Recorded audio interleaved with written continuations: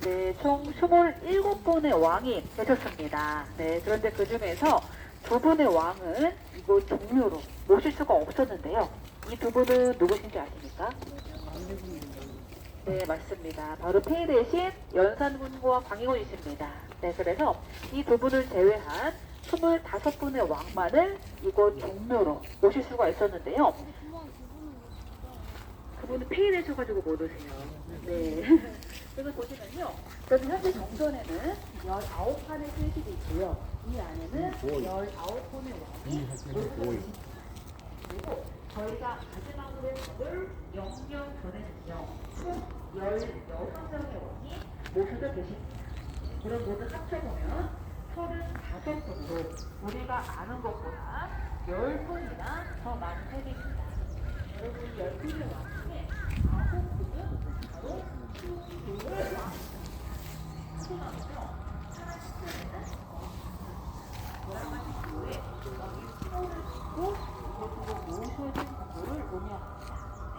여러분 이 9분 중에 한 분이 바로 이곳 정전에 계십니다. 정전 15시를 보시면요 문조라는 왕이 계십니다. 여러분 혹시 문조라는 왕의 이름 들어보셨나요? 너무 낯선 이름이시죠? 네, 이 문조는요 세자 시절 때 돌아가신 분으로 그 이후에 아들인 헌종에 의하여 왕의 칭호를 받고 이곳으로 모셔진 추존 왕씨입니다. 네, 이 문조는요 바로 순조의 아들이자 정조의 손자인 효명세자이십니다. 네, 효명은요 할아버지인 정조를 닮아 매우 영특하셨으나 너무 일찍 단명하시는 바람에 사후에나 왕이 되셔가지고 이곳으로 모셔지게 될 것입니다. 네, 그리고 나머지 8분의 수조남은 모두 영명전에 모셔놓았습니다. 네, 다음 사진 한번 보실게요. 이곳 정전으로 들어갈 수 있는 문은 가운데 하나밖에 없었습니다. 처음부터 이렇게 긴 건축물이 아니었습니다. 조선 초기에는요 단 7칸의 건물이었고요. 그 안에는 5칸의 신실을 만들어 놓고 5분의 왕만을 모셨습니다. 네, 이것은 중국의 오묘 제도를 따른 것인데요. 이 5분의 왕은 어떤 왕이셨냐면요. 바로 나라를 세우신 태조와 그리고 그 당시 왕의 4대 조상이었습니다. 네, 즉 아버지, 할아버지, 증조 할아버지, 고조 할아버지를 의미하는 것입니다. 네, 그런데 이 오묘조의 규칙이요. 4대조가 넘고 5대조가 되시는 분의 신주는 빼내어서 그분 무덤 옆에 묻는 것이었습니다. 네, 이곳 정전을 제일 처음 지은 시기의 왕은 바로 태조 이성계입니다. 네, 따라서 제일 처음에는 태조 이성계의 4대 조상의 신주를 이곳 정전으로 옮겨 오셨습니다. 네, 그리고 세월이 흘러 태조께서도 돌아가시고 나니 태조의 신주까지도 이곳으로 모시게 되었죠. 네, 이러다 보니까 5칸의 신실이 모두 꽉 차게 되어서 그 다음 왕이셨던 2대 정종의 진주를 모실 공간이 없었습니다. 네, 이 시기가 바로 세종대왕님 때였는데요. 세종께서는요 조상님의 신주를 빼내어서 땅에 묻자니 너무 미안한 마음이 들었다고 합니다. 네, 그래서 열심히 연구하신 결과 중국 송나라의 별묘 제도를 본받아서 별묘, 즉 다른 사당, 새로운 사당을 하나 더 지으신 것입니다.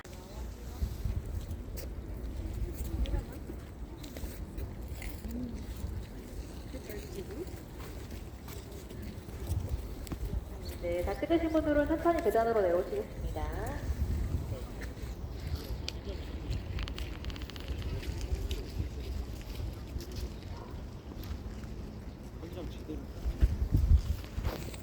벽이 다르기 때문에 두 건물의 규모에는 차이를 두었다고 합니다. 네, 이곳에는요 총 16칸의 신실이 있고요. 이 안에는 16분의 왕과 18분 왕비의 신주를 모시고 있습니다. 네, 그럼 보시면요 이곳은 정전과 달리 건물 가운데 4칸 신실의 높이가 양옆보다 조금 높이 솟아있습니다. 네, 그 이유가요 이곳 영영전은요 제일 처음에 이 4칸을 지어놓고 그 안에 태조 이성계의 4대조의 신주를 이곳으로 모셨기 때문입니다. 네, 그래서 그 격을 달리하기 위하여 지붕 건물 높이에도 차이를 두었다고 합니다. 네, 그래서 보시면요. 이 네 칸 중 제일 서쪽이 1번 신실입니다. 네, 그곳에는요. 바로 태조의 고조 할아버지의 신주를 모셔놓았고요. 그리고 차례대로 증조 할아버지, 할아버지, 아버지의 신주를 모셔놓았습니다. 네, 그리고 다섯 번째 신실은 제일 서쪽 첫 번째 방입니다. 네, 여러분 그곳에는요. 2대 왕이셨던 정종의 신주를 모셔놓았습니다. 네, 정종은요. 재위 기간이 단 2년밖에 되지 않는 왕이십니다.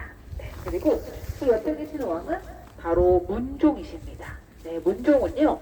세종대왕님의 아들이셨고요. 몸이 매우 허약하셔가지고 왕이 되신 지 2년 3개월이 되지 않아 돌아가셨습니다. 네, 그리고 그 옆에 계신 분은 바로 단종이십니다. 네, 단종은요. 삼촌인 세조에 의해 폐위가 되셔가지고 원칙대로라면은 이곳 종묘로 모실 수가 없는 왕이셨습니다.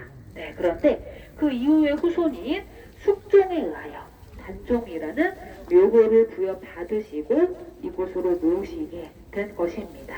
네, 따라서 이곳 영령전에 계신 왕들은요. 재위 기간이 짧거나 후사가 없으신 분들이 대부분이십니다. 네, 그리고 마지막 보시면요. 여러분 이 넓은 단을 월대라고 합니다. 네, 이 월대는요.